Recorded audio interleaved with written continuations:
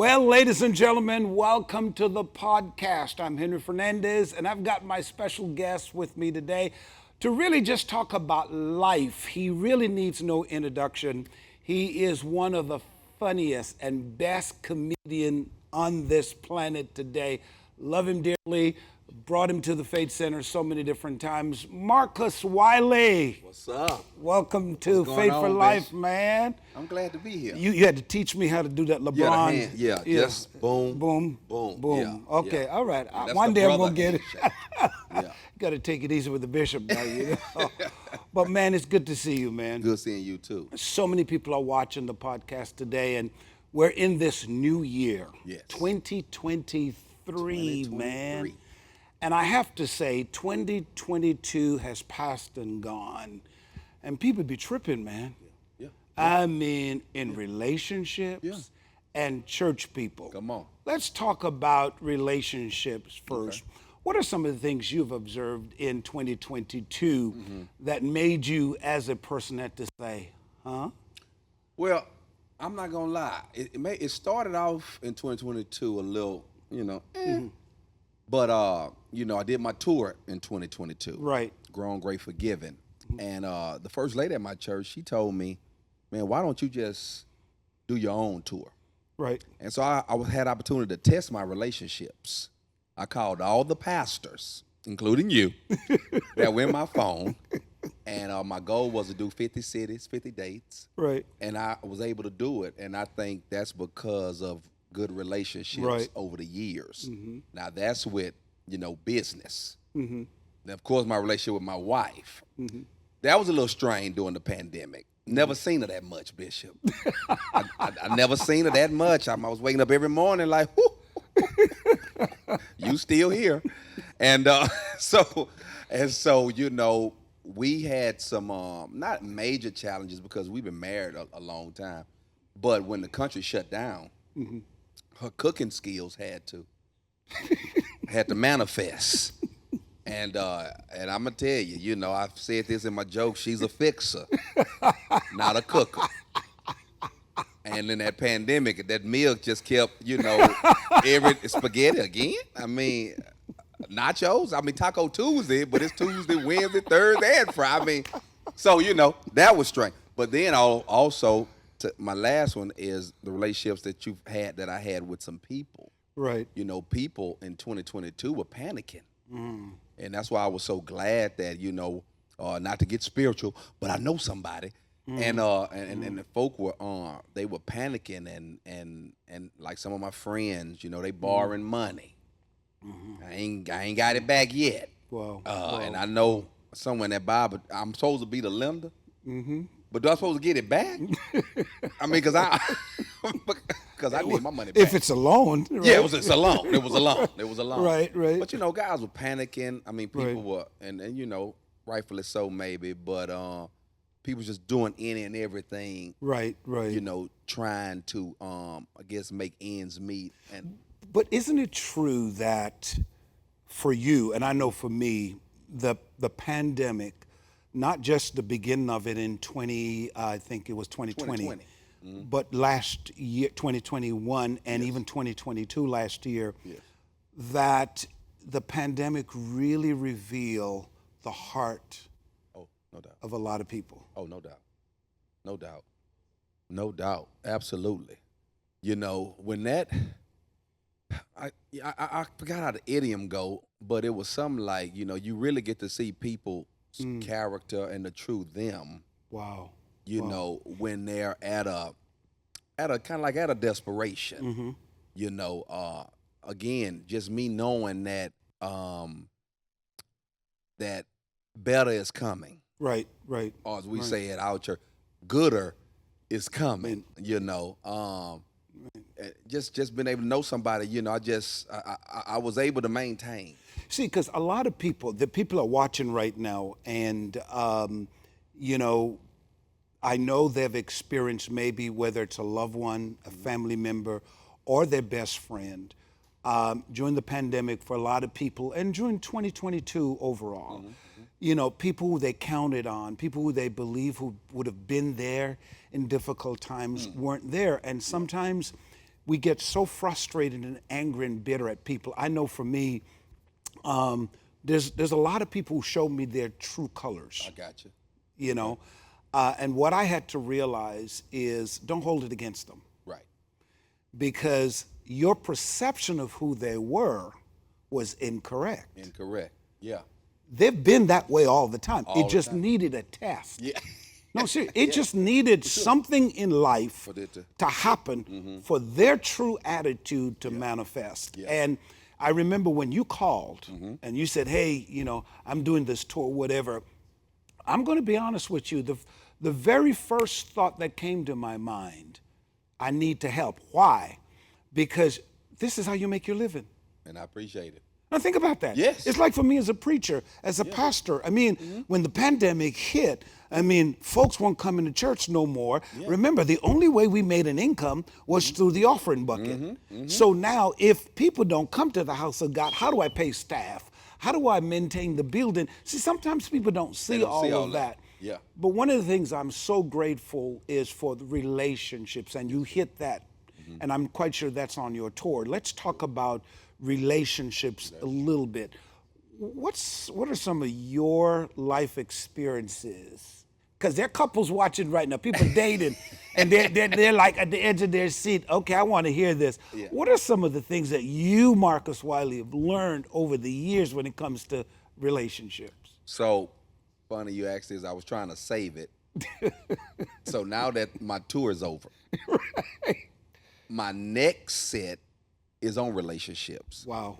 I'm doing a piece. It's called Marriage is Major Surgery. Why surgery? Because a lot of times when people get married, they think of course, the wedding. Right. But as I read, when God when God put man and woman together, it wasn't at a wedding. It was a surgery. All right, preach. No, I don't know. I don't want to preach. All the cameras. I don't want to preach. I don't want to preach. But it was a surgery. You're right. And so Wow. we get so, hypnotized, I guess, by the wedding. I even heard a lady the other day, I was watching the movie, she said, this is the best day of my life. Unfortunately, marriage ain't a day. I mean, it's days. Right. And so, I just try to give a different perspective with the relationship. People, Bishop, respect seasons in every area of life except a relationship. Wow. What I mean by that is when I didn't have money or when I didn't have a job, I didn't quit trying to make money, and I didn't quit or stop trying to get a job because I kind of knew my season is coming. But in a relationship, when we not doing well, we don't really look at it as a season. Like we're in a season of this relationship where I'm not feeling her or I'm not feeling him right now. We look at it as deuces. It's time to go. Go. Right. Right. You see what I'm saying? Right. Right. And so, yeah. Well, so were there any, during the tour, were there any advice you gave your people, on how to make your relationship hot? Stay hot. Lit. Is that the phrase? Not really. The forgiveness part of the tour, Grown, Great, Forgiven, I was just talking about if you're going to be in a relationship, you got to learn how to forgive. How tough is that? It's tough, but it seemed like it should be easy. Especially for us. For us, because we need forgiveness. So how can you need something and don't want to give it? Wow. You know what I mean? Wow. But that's really a struggle for a lot of Yeah, people. no, I ain't saying it's easy. That forgiveness part. Because what would you say to a woman who finds her man in infidelity? Yes. Worse. Yeah. Physical abuse. Yes. How do you get to forgiveness? Yeah. No. So because I remember this lady. That's what she came after the tour. After the show, she came up to me. So you saying I'm supposed to stay in a bad marriage? I'm supposed to forgive? I said, yeah, I'm thinking you should forgive, but I've never said stay in a bad marriage. Wow. I say now you just forgive. Yeah, I said forgive. Wow, that's good. You putting out something else on me that I didn't say. You know, I mean, Wow. common sense, you know, was if I'm in something that's abusive and, you know, dangerous or whatever. Yeah, I think I'm going to go, you know. Because what I'm hearing from you, and I've never thought about it that way. I mean, you've taught me two things today. Uh-oh. One, that marriage is surgery. Major surgery. Now, I'm a preacher of the gospel for so many years, and I'm a student of the word. I've never thought about it that when God decided to make a woman for the man and put them in the union of marriage, he performed surgery. Surgery. And you know how I know it was surgery? Yeah. Because he put Adam to sleep. Wow. And anytime you need anesthesia, it's serious. Preach, man. I'm not trying to preach, though. I'm not trying to preach. And then the second thing is when that woman came up to you and you said, I never said stay. Yeah.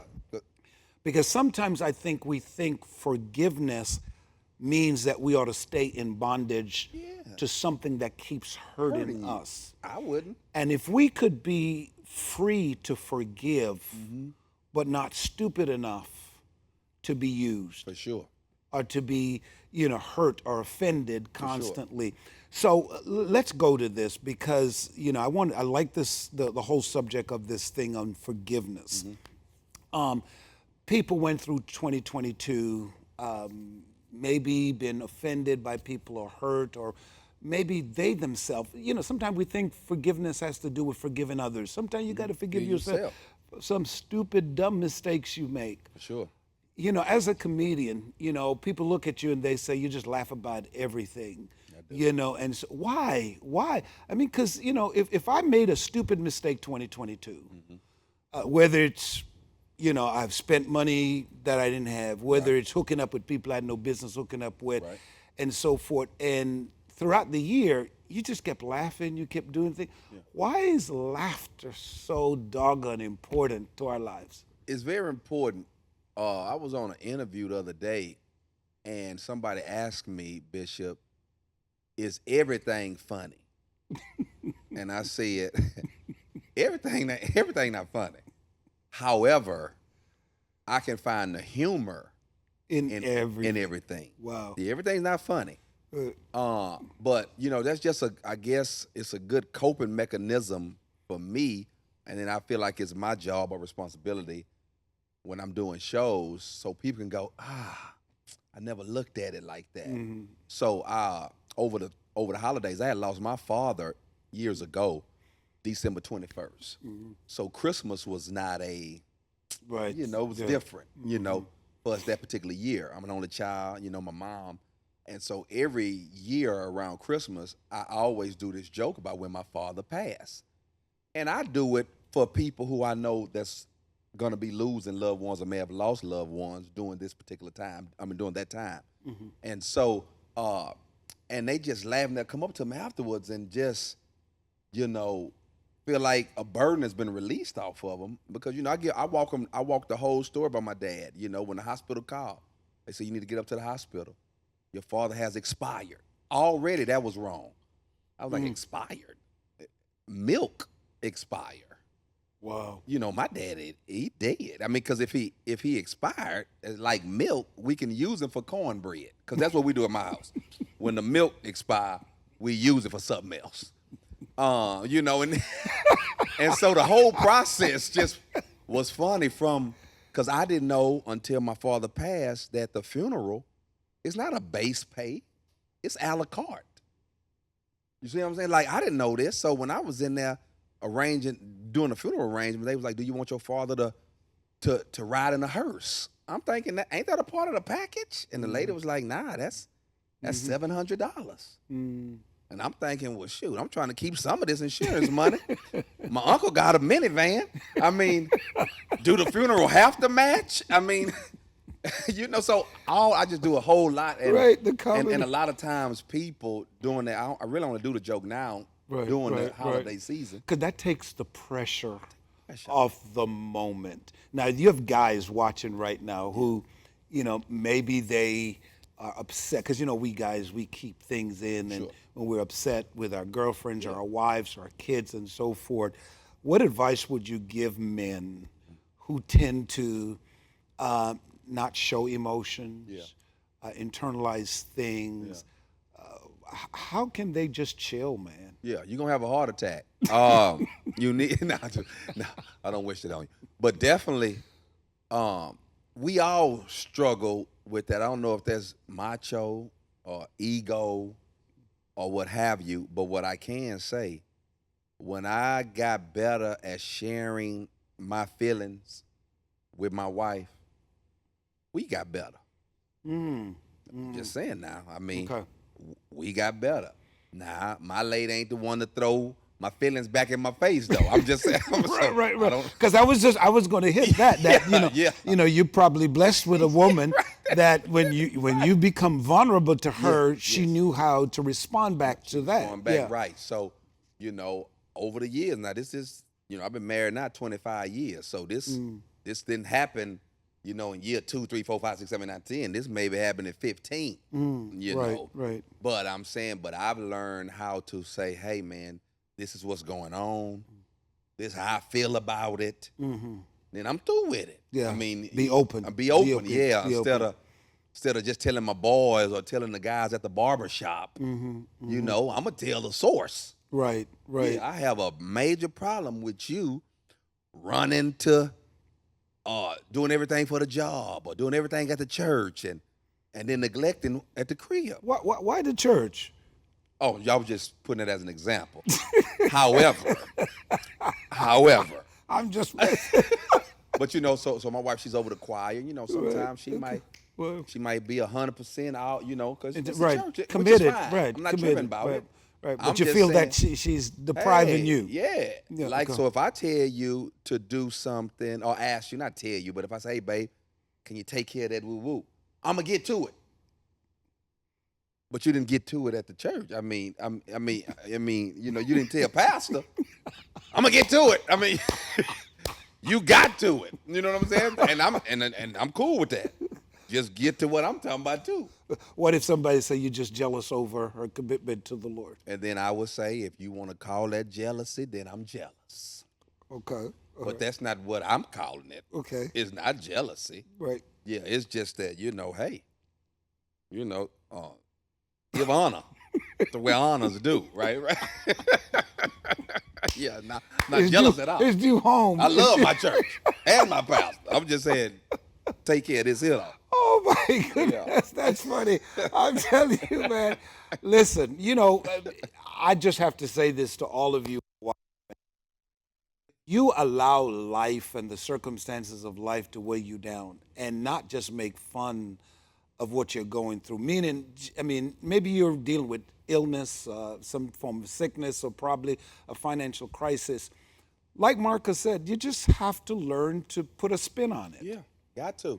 And change from just focusing on what's bad to the fun part of life. And if you're in a relationship right now, like he said, go to that person, be honest to that person, and hopefully that person will respond like his wife, to your needs and to say, well, I don't like certain things and whatever, and I'm quite sure it will better your life. Do me a favor, as you're watching, just write down maybe some of the questions you think you would have loved to have asked Marcus. I know, it's not live. We're not able to respond to you right away, but I would like to know some of the questions you'd like to ask him about life. Now, me too.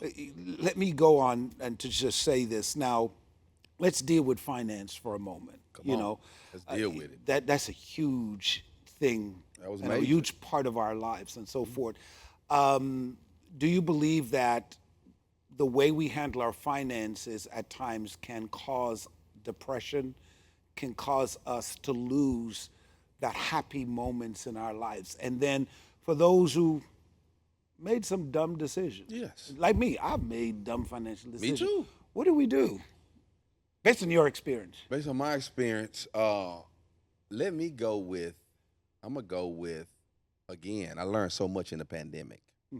So before the pandemic, I had money saved for a rainy day. My dad would always say that, man, have you some money saved for a rainy day. And, so when that pandemic first hit, I wasn't really, I'm thinking it was only going to last 2 weeks anyway. I didn't think it was going to be Most people thought so. this long. Yeah. And so as it kept going, and I'm going, ooh, you know, I don't have rainy year money. I got rainy day money. And so what ended up happening was, what I'm trying to say, okay, yeah, what ended up happening is, Bishop, the money started dwindling. Right. Right? My money it's leaving. And I'm watching the account just Right. because for some strange reason the bills are not on pandemic. There you go. Yeah, there you go. They steady coming. And so I'm going, ooh, man, I gotta do something. You know, I gotta make some moves. And over the pandemic, I had to start accepting shows that I would never Accept. I mean, never. But people was getting this PPP money. They wanted to use it. They was accessing people that they never accessed before. Yeah. And watch this. And I had to, like, yo, I'm watching my stuff. Right. So I had to go. So to answer your question, I'm looking at this money leaving, money that I had worked for, that I had stacked up. And, you know, one can get depressed. I'm not the guy to get depressed, though, you know, because, again, not to keep, you know, saying the same thing, but I understand it's going to get greater. Yes. I understand. That's the hope you have to have. Listen, I wouldn't be in this church game this long and not believe Wow. that he going to make it good. You're a living witness. You're a living witness. Yes, I was here to be wasting time. Wow. So I'm looking at it, I'm going, man, God, you see it? I mean, you know what I'm saying? This wasn't money I stole. This money I worked for. And it's going down. And so, you know, what I try to do is just stay the course. You know, easier said than done, but it's easy. Put it in his hands. Right. And then, okay, watch this here. Let me show you something. Let me say this here. I've only said this 2 times. There's a church I perform at in Birmingham. And I went to this church during my tour. And it was at the beginning of the tour, so, you know, I'm trying to, Right. you know, get everything, trying to get my finances back together. And so this church, Bishop, and I'm not putting this on you, but just in case you want to do it. But this church, here, the pastor came to me and said, hey, man, Oh, God. you've blessed us over the years, man. You was great tonight. We just want to give you a little extra envelope, you know. And matter of fact, you've done this before. But I'm thinking, you know, a couple of grand. Bishop, they gave me $22,500. Wow. I'm crying because I'm like, wow, which made that if I can say, it made it a $30,000 weekend. Wow. Just from this church. Wow.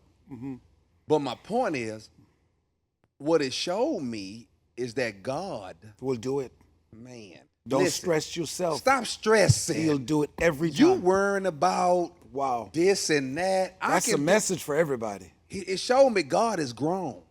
He do what he want to do. When he wants to do and it. how he want to do it. Yes, sir. And so my job ain't to sit up here worrying and all this. Man, just. That's the key. You know what I mean? And so I'm not saying it as no brag. I was saying it as it's a testimony. Yeah. It's a testimony. And that's what I got out of that. Worry doesn't get you anywhere. In fact, worry, I believe, opens up the door for all of the signs and the spirit of darkness to come in, because it leads to depression. Yeah. It leads to you not trusting God. He never said the road was going to be easy. Never. He never said you're not going to have trials. Never. You know, it's like this new year. You know, people are saying, oh, it's 2023 and it's going to be a great year. It may be true, but you're going to be tested. Don't be tested. So when you're tested, are you going to give up the testimony of it's going to be a good year? Yeah. You got to learn to trust God when you're going through the circumstances. And I'm quite sure throughout the year, 2022, there were moments you were like, God. Oh, yeah. You know, but then he took that one event, because that's all it takes. All it took was one.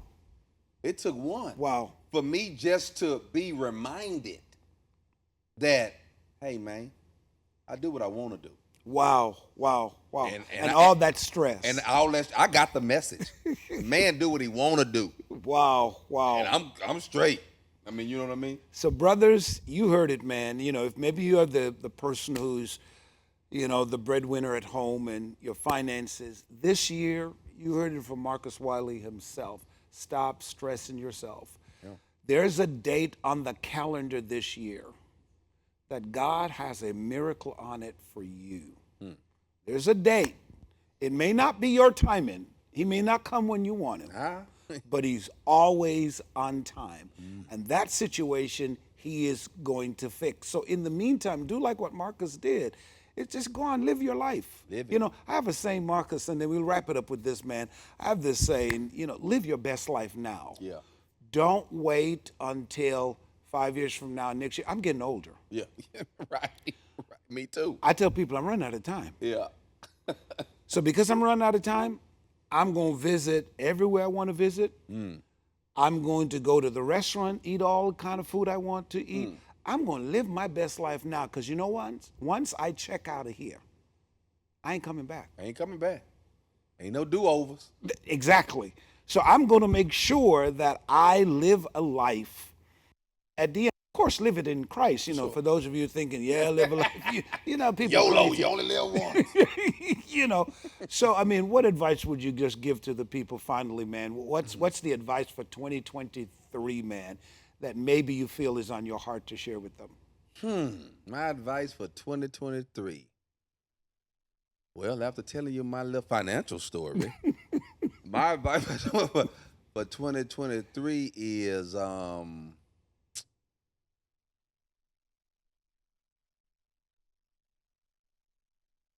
God will, watch this here. My pastor been preaching this series called Pivot. Don't panic, pivot. And that's kind of like what I've been on. So for whatever situation, don't panic, pivot. Wow. Because God will come through. Wow. He gonna come. It's like his name on the line. He gotta show up. Wow. Every time. Every time. So don't panic. You know, as my pastor been on this for about a month now. So no matter what it is, whether it's in your relationship, your finances, jobless, your business is failing, dealing with parenting skills and trying to raise children, no matter what it is, don't panic. God will show up on time. Marcus, would you tell the people, I mean, because I know this year, 2023, you're going to be at different places. There could be a pastor watching, whatever. Give them your information. How can they contact you, man? You can always go to the headquarters, which is my website. I know people don't like to use websites no more, but I still pay for the domain. And so that's marcusdwiley.com. And then on Instagram, at Marcus D. Wiley. Twitter, Marcus D. Wiley. Facebook, I am Marcus D. Wiley. Yes, too much stuff. Man. Too much stuff. Right. So please make sure you go out and check him out. And maybe you'll see a schedule of where he's going to be in a city near you. Because, you know, he's from Houston, Texas. And I've got a lot of followers there in Houston, Texas and so forth. My son, by the way, he goes to Baylor at Waco. What? Yeah, so, yeah. So, you never Just know. through there. Yeah, so, you know, it's a different city, man. Yeah. Oh, God. Yeah. Anyway, let me leave that alone. You know, but listen, man, it's been great talking to you today, you. Thanks man. for having me. Really enjoy the conversation. So, my friends, watch us next time on the next podcast. I appreciate you. God bless.